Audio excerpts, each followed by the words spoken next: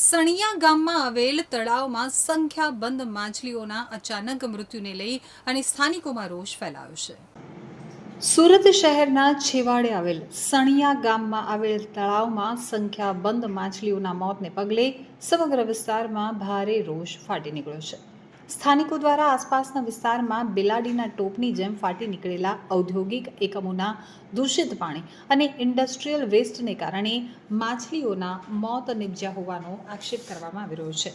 તો સણિયા ગામના સ્થાનિકો દ્વારા મહાનગરપાલિકાના ભ્રષ્ટ અધિકારીઓ દ્વારા ઔદ્યોગિક એકમો વિરુદ્ધ કાયદેસરની કાર્યવાહી કરવાને બદલે કુલડીમાં ગોળ ભાંગવામાં આવી રહ્યો હોવાનું જણાવવામાં આવ્યું છે.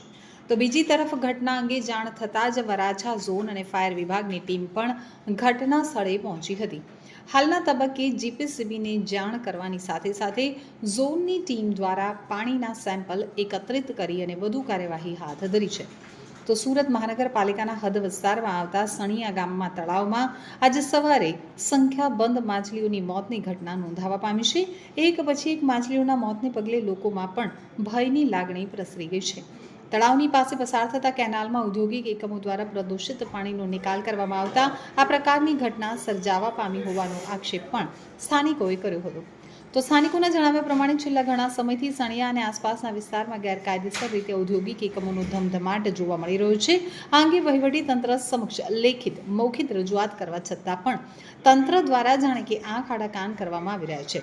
જો કે આજે તળાવમાં સંખ્યાબંધ માછલીઓના મોતને પગલે વધુ એક વખત લોકોમાં આક્રોશ ફાટી નીકળ્યો હતો. સણિયા તળાવની આસપાસ ઔદ્યોગિક એકમો દ્વારા ઝેરી અને કેમિકલ યુક્ત કચરાનો નિકાલ કરવામાં આવી રહ્યો હોવાનો પણ સ્થાનિકોએ આક્ષેપ કર્યો હતો. તો બીજી તરફ તળાવમાં ગામના બાળકો નહાવા માટે જતા હોય તેઓને પણ ચામડીના રોગ થવાની શક્યતાઓ રહેલી છે. આ સ્થિતિમાં ગ્રામજનોએ ત્વરિત આસપાસ આવેલા ઔદ્યોગિક એકમો વિરુદ્ધ સખત કાર્યવાહી કરવા અંગે વહીવટી તંત્ર સમક્ષ વધુ એક વખત ફરિયાદ કરી છે.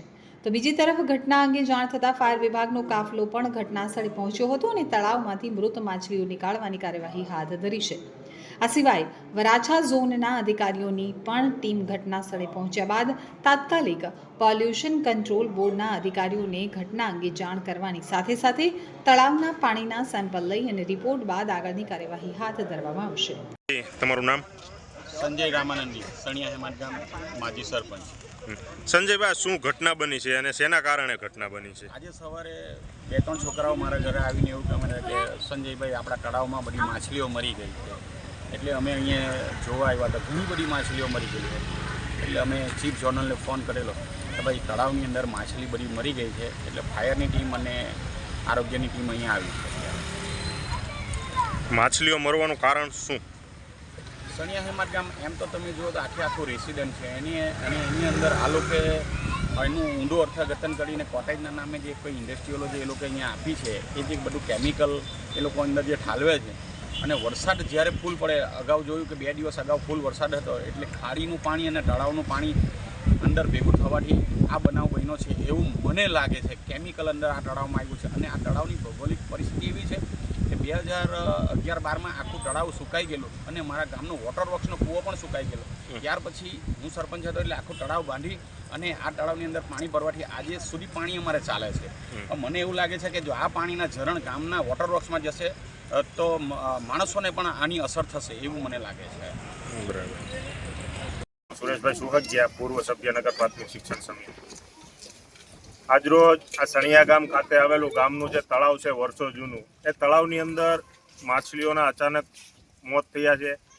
એની જાણ અમને ગામના માજી સરપંચ સંજયભાઈ દ્વારા કરવામાં આવતા અહીંયા અમે આવ્યા અને અમે અહીંયા જાણકારી મેળવી. તો એના દ્વારા એસએમસી તંત્રને અને ફાયર વિભાગને જાણ કરવામાં આવી હતી. ફાયર વિભાગ દ્વારા અત્યારે કામ ચાલુ કરવામાં આવેલું છે. પણ સૌથી મોટું કારણ કે આ જે માછલીઓના મૃત્યુ થયા છે, એ શાના કારણે થયા છે. અહીંયા આજુબાજુના વિસ્તારમાં લોકોની સાથે પૂછપરછ કરી અને માહિતી મેળવી તો એવો ખ્યાલ આવ્યો કે આ સણિયા ગામ મૂળ રેસિડન્ટ ઝોન છે ને ગામની વચ્ચે આવેલું આ તળાવ છે ને આજુબાજુની અંદર જે આડેધડ ઇન્ડસ્ટ્રીયલ બાંધકામો થઈ રહ્યા છે, ઇન્ડસ્ટ્રી શરૂ થઈ રહી છે, તપેલા ડાયંગો શરૂ થઈ છે. એના કારણે એનું જે કેમિકલ વેસ્ટ નીકળે છે, ઇન્ડસ્ટ્રીયલ વેસ્ટ જે નીકળે છે, એ અહીંથી બાજુમાં જ જે એક જ તળાવ અને તળાવની બાજુમાં 10 જ મીટરના અંતરે ખાડી આવેલી છે. એ ખાડીની અંદર એ તમામ વેસ્ટ ઠલવવામાં આવી રહ્યો છે, કોઈ પણ પ્રકારની મંજૂરી કે કોઈ પણ વગરના ફિલ્ટર કર્યા વગર. ને એ જે કેમિકલ વેસ્ટ છે એ તળાવમાં ભળવાના કારણે આ માછલીઓના મૃત્યુ થયા છે. અને બીજું કે આ જે તળાવનું પાણી છે, તળાવનું પાણી ગામના લોકો પણ પીવામાં ઉપયોગ કરી રહ્યા છે ફિલ્ટર પ્લાન દ્વારા. એનો જે અહીંયા આગળ પમ્પિંગનો છે ત્યાંથી. એટલે આજે માછલીઓના મૃત્યુ થયા છે. કાલે આ કેમિકલવાળા પાણીના કારણે લોકોને સ્વાસ્થ્યને પણ હાનિ પહોંચે એવી પરિસ્થિતિ ઊભી થઈ છે. રોગચાળો પણ ફાટી નીકળે એવી સ્થિતિ છે. પરંતુ તંત્રના પેટનું પાણી હલતું નથી. ગામ લોકો દ્વારા આ ઇન્ડસ્ટ્રીયલની સામે વારંવાર રજૂઆતો કરવામાં આવી છે.